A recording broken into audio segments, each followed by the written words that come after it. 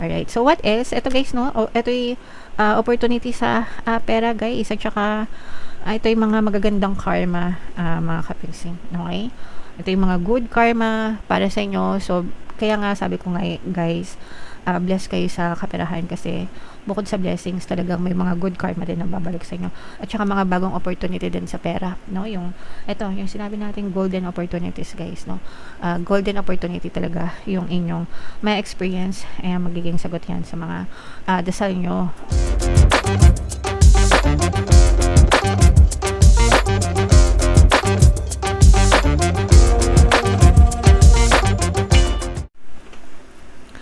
Hello guys, hello Virgo, welcome back to Pinoy Pixie Tarot. Ang pamagat ng episode natin for tonight is mga blessings guys para ngayong 2026 February pala, para sa Virgo, Sun, Moon, Rising sign and Venus. Unahin natin tong deck na to mga kapiksi. Tingnan natin yung mga mensahe para sa inyo, kung ano lang yung makaresonate guys. Take that message. Wow, grabe naman to mga kapiksi. So unang-una guys, no, golden opportunities guys, no. So important doors are opening for you right now. Walk through them. So guys, kapag may mga oportunidad na dumadating sa inyo, ibig sabihin sinasagot ni universe yung mga dasal nyo, kasi yung pagsagot ni universe sa pamamagitan ng mga opportunities yung ipapadala niyan sa atin, and depende na sa atin kung paano natin pagaganahin, kung paano magwo-work yung sitwasyon na yun para maging pabor sa atin, para maging sagot dun sa mga dasal natin guys. Okay, so kumakatok ang mga oportunidad guys.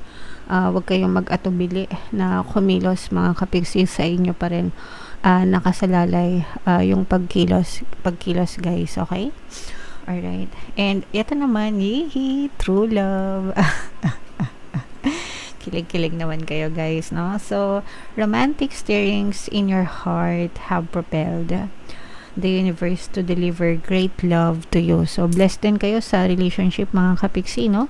Maaaring makilala nyo yung the one para sa nyo, your one true love. This will resonate mostly sa mga single mga kapiksi. Kung kayo naman ay in a relationship na and going strong pa rin yung relationship nyo, probably your person is already your true love guys. Okay, and quiet time mga kapiksi. Take some quiet time alone to rest, meditate, and contemplate. Ito yung paalala, no, na baka kailangan nyong magpahinga guys, no. Every once in a while kailangan natin yan sa buhay natin, kasi syempre, no, napapagod din tayo, so kailangan din natin mag-recharge guys. Okay, so yan yung mga angel messages para sa inyo. Comment down below guys kung naka-resonate kayo dyan. Ito guys, imayin nyo na itong true love, itong golden opportunities mga kapiksi. Ito naman ay sa love guys. Ito naman yung mga love advice para sa inyo guys, kung ano yung maka-resonate. Take that message mga kapiksi. So wag mong sisihin ang iyong sarili. Don't blame yourself, and don't blame the other person as well. Kumbaga, wag nang magsisihan pagdating sa relasyon guys, kasi kayo naman yan, no. Effort mo, effort niya, kahit sino pang may kasalanan, di ba?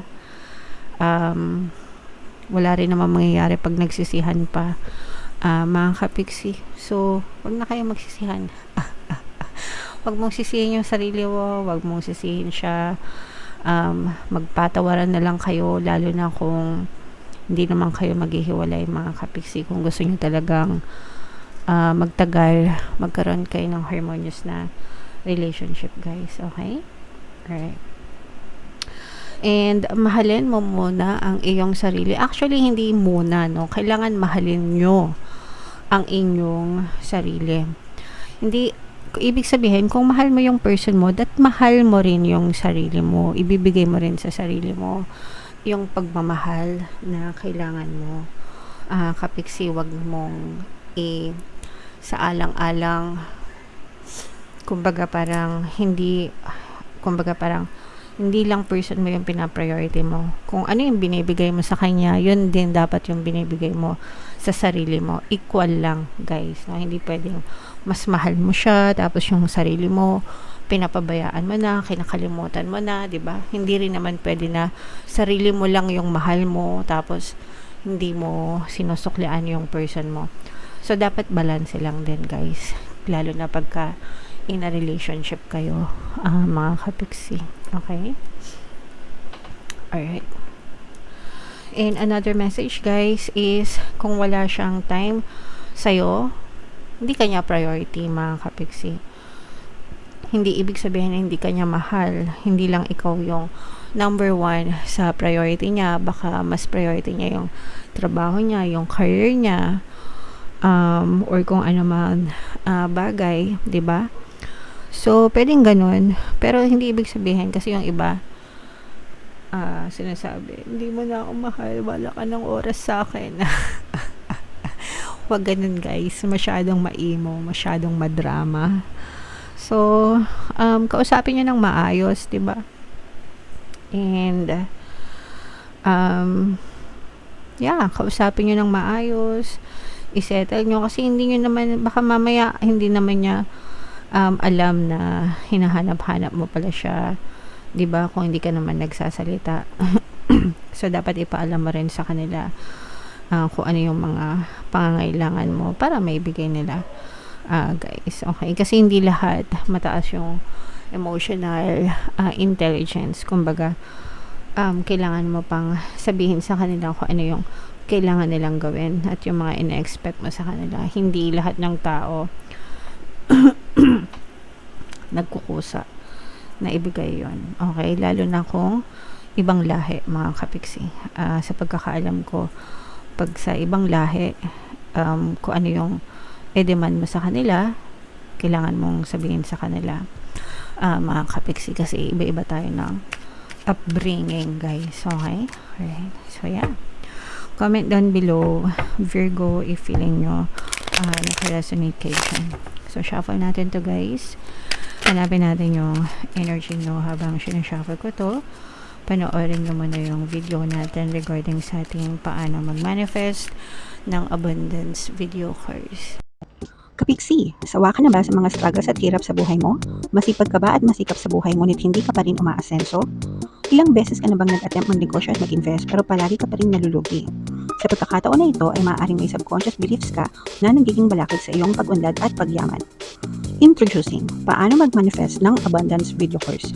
Dito ay matututunan mong ma-overcome ang mga balakid mo para tuluyan ka ng umunlad, umasenso, sumagana, maging matagumpay, successful at maswerte sa iyong kabuhayan, pera, trabaho, negosyo, salapi at kaperahan ng bonggang-bongga. Dali, mag-send na ng email sa pinoypixie@gmail.com at simulan na ang iyong pagyaman ngayon.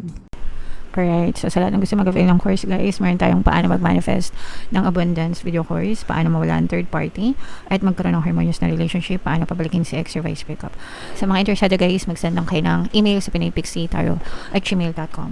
And sa mga naghahanap ng pampaswerte kayo sa Venturin at Citrine, may kita kayo mga link sa description box. So, Virgo, kayo ay represent ng King of Pentacles at yung ating blessings energy, mga kapiksi. So, eto, it's either babala or sa mga negative, guys, it's either babala or balakid sa reading nyo. And yung positive naman ay yung mga possible na blessings. Meron din dito presence ng another fire sign, guys, Aries, Leo, Sagittarius.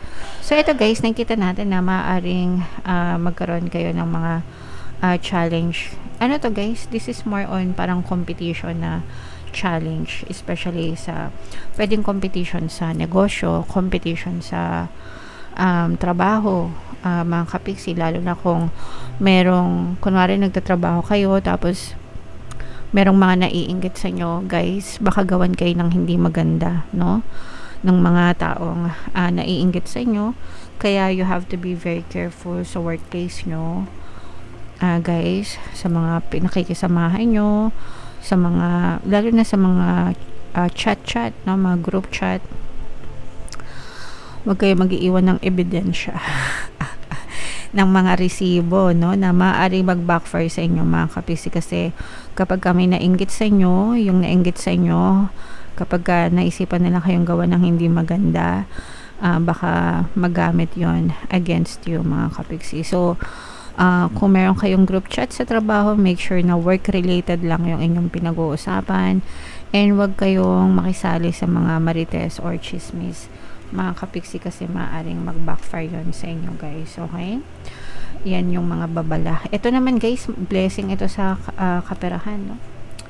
These are blessings, mga kapiksi, sa kaperahan, guys. So, this is financial abundance, guys. Mas lalong lumalakas yung financial status mo. So, let's say, for example, may negosyo ka, mas lalong lumalakas yung negosyo mo. Mas lalong lumalaki yung kita, mas lalong tumitibay yung negosyo mo. Kung ikaw naman ay nagtatrabaho, pwedeng mas maging maganda yung status ng career mo. It's either umangat ka sa trabaho or maging regular ka. Kung hindi ka pa regular, or pwedeng mas magkaroon kayo ng salary increase, ganyan, no? So, but yan, nakikita natin na mas maganda yung status ng inyong pinagkakakitaan, guys. At saka ito yung sinasabi natin na golden opportunities, mga kapiksiyan. Ito yung katuparan ng mga dreams nyo, no? So, parang unti-unting matutupad yung mga dreams nyo, yung mga dinadasal nyo, mga kapiksi. Sabi ko nga sa inyo, guys, diba, pagka may opportunities, ibig sabihin, sinasagot ni universe yung mga dasal nyo. So, you have to watch out for opportunities, guys, kasi yan yung simula ng katuparan ng mga pangarap nyo, mga kapiksi. Sa relationship, guys, maaari magkaroon ng reconciliation. Excuse me. Kung nag-aaway kayo ng person mo, mga kapiksi, maaaring magkaroon ng reconciliation, pagbabati. Kung kayo ay hiwalay na ng person mo, maaaring mag-reconnect itong person mo. Pero hindi naman siya makikipagbalikan. Gusto niya lang makipagmarites sa inyo. Parang mangumusta, mag-reconnect, ganyan. Okay? Alright. So, what else? Ito, guys, no? Ito yung opportunity sa pera, guys. At saka, ito yung mga magagandang karma, mga kapiksi. Okay? Ito yung mga good karma para sa inyo. So, kaya nga, sabi ko nga, guys, bless kayo sa kaperahan, kasi bukod sa blessings, talagang may mga good karma din na babalik sa inyo. At saka mga bagong opportunity din sa pera, no? Yung sinabi natin golden opportunities, guys, no? Golden opportunity talaga yung inyong may experience, magiging sagot yan sa mga dasal nyo, mga kapiksi. Alright? And again, no, sa relationship, ganun din, blessed din kayo, guys. Magiging maganda yung connection, magkakaroon ng reconnection, reconciliation pagdating sa love. So, yung mga magugulo yung relasyon, maaari kayo magkaayos, mga kapiksi. Alright, so comment down below if naka-resonate kayo, guys. I-mind nyo na yan sa comment section. Ito yung ating 2026 kapalaran, guys. Ito naman yung ating success stories ng paano mag-manifest ng abundance video course. Thank you for liking, sharing, and subscribing, guys. See you next time. I love you all. Have a nice day. Bye-bye.